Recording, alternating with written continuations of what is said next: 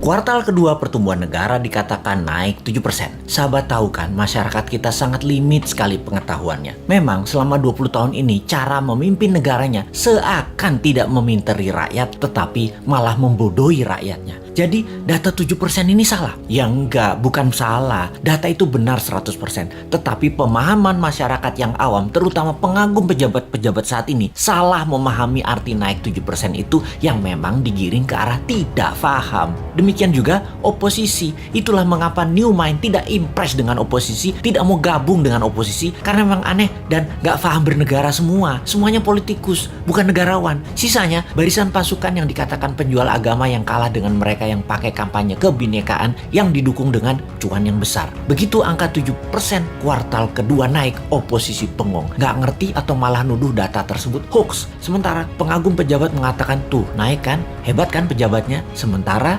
realita tetangga seputaran dan orang jauh sebelum PPKM sudah berat ekonominya. Sekarang lebih gak muter lagi, nambah sekarat, butuh oksigen. Kok gak ada yang naik? Begini melihatnya. Biar makin paham bahwa New Mind mencoba memberikan pemahaman cara cerdas bernegara. Naik 7% itu year on year. Paham? Nggak peduli. Kini kita ilustrasikan. Tahun lalu minusnya 1,9%. Tahun ini minusnya 1,7%. Naik dari minus 1,9% ke 1,7% itu naik sekian persen. Betul kan? Ya betul, naiknya begitu kira-kira. Bukan dari 1,9 minusnya total lompat plus 7%. Ya bukan begitu. Jadi data tidak salah. Cuman demi populerisme. Kayak artis gitu deh. Nggak boleh terlihat jelek. Jadi diambillah mengemasnya dari sisi positif. Itu tidak salah. Yang salah adalah pemahaman banyak orang yang terus dipolitisasi. Mangkel deh 20 tahun ini gak dewasa-dewasa juga bernegaranya. Lebih mangkel lagi, kenapa setiap masalah pejabat yang ditugaskan dia lagi.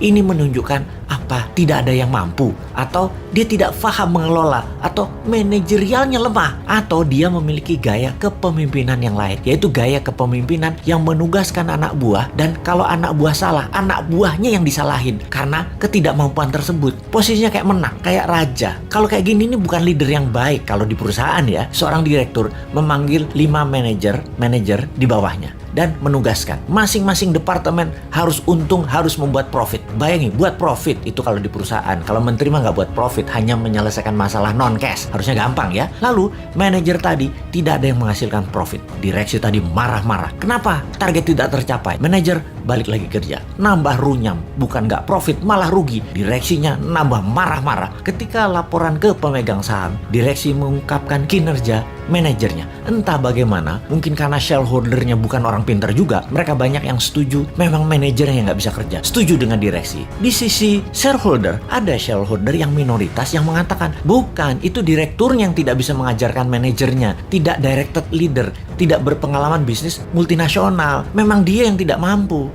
Malah ribut sesama pemegang saham dan berusaha membeli saham milik minoritas dengan harga murah. Lalu diusahakan yang beli adalah investor asing, dan yang minat adalah investor dari Tiongkok yang memang mitra dagang perusahaan tadi. Sudahlah, itu hanya ilustrasi, capek kita balik ke pokok awal tadi. Lalu sektor mana yang naik? Sektor yang dipegang oligarki, yang memang hanya 3% mereka itu, tapi mengendalikan 70% ekonomi. Wis, ngerti ya ilustrasinya ya? Sudah, sana berantem lagi. New Mind mah nonton aja, abis kita dianggap wong bodoh, padahal bodoh beneran.